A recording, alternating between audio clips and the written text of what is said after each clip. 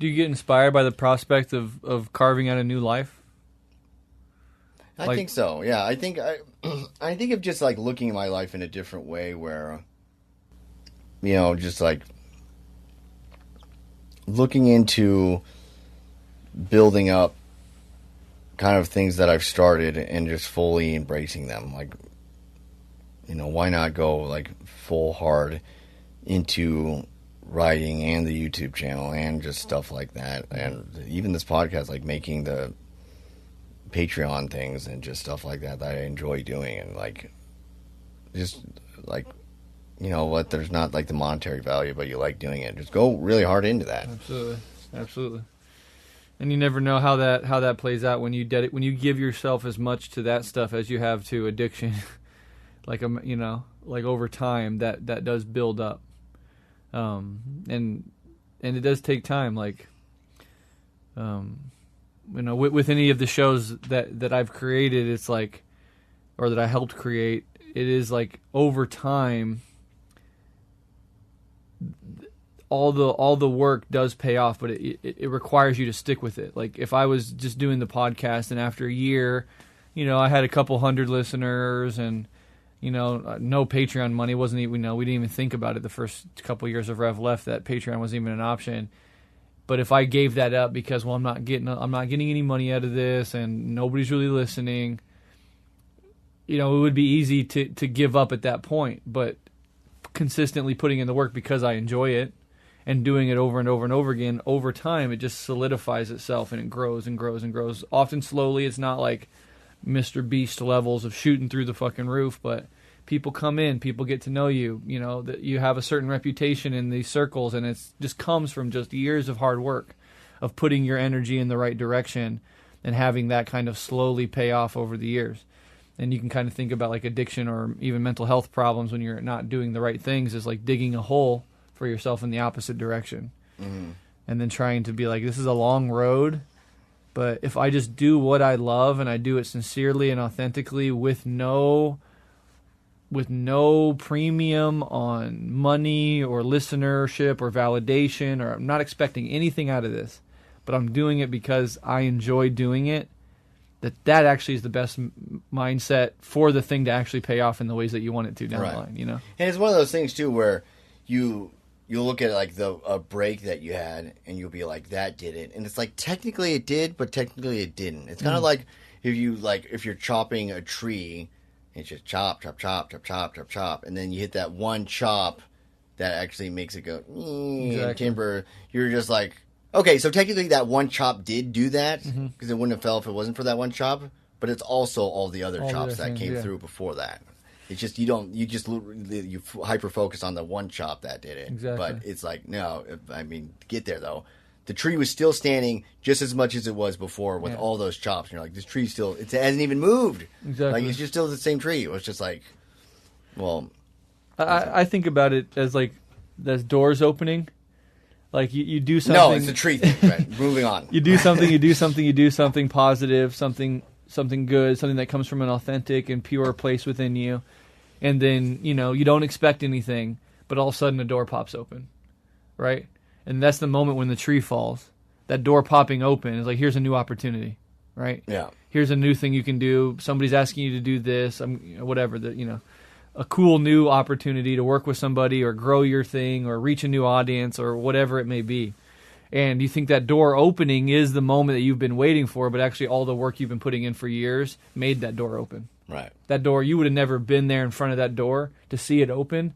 Or the door would never have opened itself if you had not put in that work. And all the training you do so made you prepared to face what was on the other side of it. Because that's like another thing. It's just like, people would talk about it with stand-up or writing. It's just like one of those things where it's just like, man, if I was just given the opportunity, and it's just like, that is true in a certain sense, but also you can't just be like, well, I've had it. I just need the opportunity. It's like, no, you've grown from that part. Like, if you were given the spotlight, you would be like, Exactly. It's kind of you like, won't have the skill set when the door opens, and you won't be able to walk through it. It's like why they say it's like so hard to write the second album. It's because your first album you've written your entire life, and it's like now you have 2 years to write your second album. Yeah. It's just like, Well, it only took me 2 years to write the first album. I was like, no.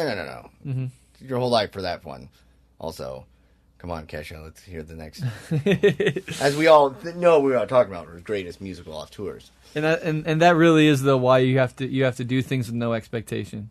And in Buddhism, they stress that about all of life, is like do things because they're right, they're authentic, they feel real, they're connective, and don't fixate on getting something out of it. Don't focus on it. Don't turn it into a means toward another end, but just enjoy the moment. Like, Buddhism is like enjoy the moment. Be with your direct experience. Stop using your direct experience to get to the next experience, or, seeing your experience as the waiting room for the next thing coming. You're always looking over the shoulder of the present moment for the future. That is built-in expectation. But to try to let go of those expectations, realize how little control you have over how things turn out. Things are very unfair. You could love poetry and spend your whole life writing poetry, and nobody gives a fuck ever. It never cashes out. While some fucking trust fund 21-year-old girl can just throw to with 50,000 followers on Instagram can throw together the shittiest poetry book you've ever seen and get millions of dollars. There's that fundamental unfairness, and there's that fundamental no guarantee. So since there's no guarantee, you might as well just do it because you genuinely enjoy doing it, right? And see what the fuck happens. Worst case scenario, you just spent 20 years doing something you enjoy, right? So that's still a great thing. Yeah, that's when you learn it too. Yeah, it's when you things that you do when no one is telling you to do them. Exactly. You can literally do. You can fuck off with all the time that you have, and you just have to. You do it because, that's what somebody asked me about, putting together that book I had, where it was just like all of that. I was never asked once to do any of those things that put into it. The editing. All the poems before that I chopped out, the cover letters and all that. Not even just the writing stuff, but the boring, stupid stuff that also came before that to create some sort of fighting portfolio. the margins on the fucking page. Oh yeah, and the cover letter, and just copy and paste, but don't forget, dear Cora Literary Magazine, and still one that's just called Liminal Space, and you're like, oh, fuck, all right, well, not getting that one obviously because I didn't do that one fucking thing where I didn't switch it over, and it's like that's why you don't do copy and paste. But then when you have to make a new one, you're like, I really should just copy and paste it. Oh, and just all even the non-writing things that's that second gear where one, you do it because you love it, and then you do the things that you because you love it, because it gives you time to do the first thing. Yeah. Which when the moment that first thing is considered just work, well, I mean, you're not going to work at something in your free time to do more work. It'd have to be something that you loved, and it's just I told people that, most of writing is not actual writing. It's just staring at a blank page or staring at a screen and thinking. Writing is mostly thinking. You're sitting there and you just think. Yeah. What am I going to do? Okay. Type. No, fuck that. Type. No, fuck. Especially poetry, where you sit there and after an hour of thinking, you have 6 lines. And that is an accomplishment. Oh, yeah, genuine. And then the next day you go, no, that's terrible. But yeah, it's just a lot of that stuff. But I like the process of that. I like the process of thinking. And I've actually when I was even in the treatment place, one thing that let me even stay there a little bit longer was I started writing on I have the concept for my next book too. That's good. And again, it's just I'm going to do it because I enjoy doing it. And you don't fall into this trap at all, but I bet lots of people out there do fall into this trap, which is the consuming versus creating. I think there's an idea let's say you want to be, a writer. Then there's this idea I need to read a lot of really good books to learn how to be a writer. And there's a part of that is true. But eventually you just have to start trying to create things. You can get lost for a lifetime, especially in the modern world, in just consuming things. Research. Yeah, I'm researching. Writers researching for the next book, and look all the distractions we have, all the things on our phone. You could endlessly consume things. Ooh, and the worst thing about research, or for anything you're trying to do that quote unquote research, is it tricks you because you know what you know what, like, sort of like starting the new year, what just drives supplements and equipment and all that fitness workout stuff is that there is an enjoyment that your brain gets when you buy the workout equipment, when you buy the supplements, because you are completing something. Yes. You're not completing the hard part, but you're like, I've completed a thing on my task, but it's the fucking easy part. The easiest. It's the shiny object thing. Yes, and it feels so good to do that thing because it's just like, yes, I need this headband to work out, and boom. Oh, all right, one thing off the list. Yeah. Whew. Yeah, man, I should probably I wish I had a headband right now to wipe out the sweat if it took me to buy that. But it feels like... Yes, it feels like you're doing something. Yeah, that's the same thing with like, people that are researching a book, and it's just like... or people that are like... Even like a big thing that people do is like set up on like YouTube channels or like podcasts, or they like, all right, what's the best ways to like... You know, what's funny is that people that make a killing is just making videos of how to start YouTube channels, probably. Oh, yeah, absolutely. But it's just like putting that into that, and then like looking at like what is my because I remember even when I started No Chaser, I had like the first 10 episodes playing before I even had like what's my banner gonna be or what's my YouTube page gonna look like. I was just like, I was almost like wanted to speed through all that stuff. I'm like, I don't care about any of this. I just want to like start making the videos and stuff. And that's the good attitude. I knew why I wanted to do it, because you can get so caught up in like, what is this going to look like? And then we're going to put this here. And like, again, those little tasks of quote unquote completing something towards the goal. But it's just like the easy part of the completing. I had this story from like my late 20s when I don't want to hear it. I wanted to start getting healthy. So like, I'm gonna become a runner. I'm gonna start running. So the first thing, do you start going on walks? Do you start, ramping up to slight jogs? Or no. Well, I'm gonna go out and spend $200 on a running outfit. So, an outfit. So I had like $100 or something. Like I had like the runners, the pants that are like skin tight that you see runners in, and like the bright green, like athletic light wispy shirt for running. That. And then I had to get the shoes. I have those. So then I went home and I had the shoes, I had the pants, I had the shirt. A fucking $100 I don't fucking have for this garish fucking outfit I'll never wear except when I'm running. I never ran once. Not once? Still have the clothes, still have the fucking shirt. Oh, awesome that you never even did it once. Never even fucking did it once. But it felt so good when you were buying that stuff. Oh my God, I felt like I might as well have ran for 3 years the way I felt after I bought all that stuff. I don't know where I'm going to fit running in from all this. I went home, I got dressed in my running gear, like, this looks fucking sick. And I took it off and went to bed. Right on the phone.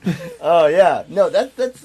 There's a whole industry for that stuff. Oh my God! It's mostly the economy. Most clothes racks are ellipticals.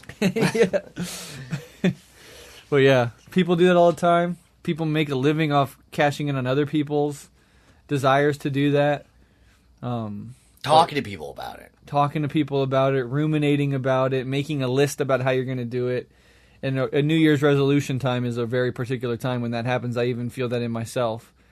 Where I've made these plans, like I'm going to do this and this and this. I'm going to start getting up at 6 and I'm going to start doing this. And it doesn't fucking last a day, No, because it's the... But I spent the whole previous day writing out the list and cutting it and putting it underneath my calendar. Like, this is what you're going to do this day. And it's like the next day comes and I'm like, I'm not doing that. Oh, you see it so much from when you do accomplish things. So, like, I remember I used to work at GNC, had all the supplement stuff. I used to go to gyms, all that type of stuff. Had all the ancillary stuff to get in shape, and have done it before. Like, when I got in my, kind of best shape for where I was at in life and for what I was doing, when I cut those 55 pounds, when I was eating well and stuff, I had a 30-pound dumbbell on my body weight. That's what I worked with. Yeah. That's literally what and I had, a phone thing that had just these workouts. There's no gym, no supplements, no anything like that. Because I just made it to where I was going to do it. Like, you will always find a way. It's like in the way that you do things that are bad for you. You will always find a way to do it. So there's always, nothing has ever held you back from doing something except for the, some things do. But, in something that you're going to take on extra, you will find a way to do it if you truly want to do it. Exactly. Some people wait for to be like, oh man, this thing's out, or it's not open, or they're out of stock of that. Exactly. Guess I can't do it. Oh, I can't go out and do my walk today because it's raining. No, if you wanted to walk, you'd go walk in the fucking rain. The rain isn't stopping you. your story about how it's raining and it's not the perfect condition is the thing that's stopping you. If you really wanted to do it, go out and do I it. got work coming up. I mean, it's in 2 hours, but it's coming up. Yeah. Like, you know. And if you want to do anything, and your first urge before you actually start doing anything is to go buy something, a gym membership, new clothes, a supplement, whatever, you should automatically be skeptical of that. Why am I going to spend money on something I have not even proved to myself that I have the grit to actually do? I'm going to start doing the thing first, and only when I bump up against the limitations and I really need something to take it to that next level will I go out and do the purchase. Like, most of the fucking advertising economy is selling you an idea about yourself. It's that idea again. That's another part of like the buying the stuff thing is because you have the identity. Probably just like, especially with clothes are like the big runners clothes thing. It's like, I am a runner. Mm-hmm. Exactly. Who would have these clothes if not a runner? Exactly. Checkpoint. Exactly. Mate. Whatever. Like, gotcha. So watch that in yourself. Watch that aspect in yourself and be very skeptical of it. And do things for their own process, not for what you want to get out of them. And I think you'll be on a good path. But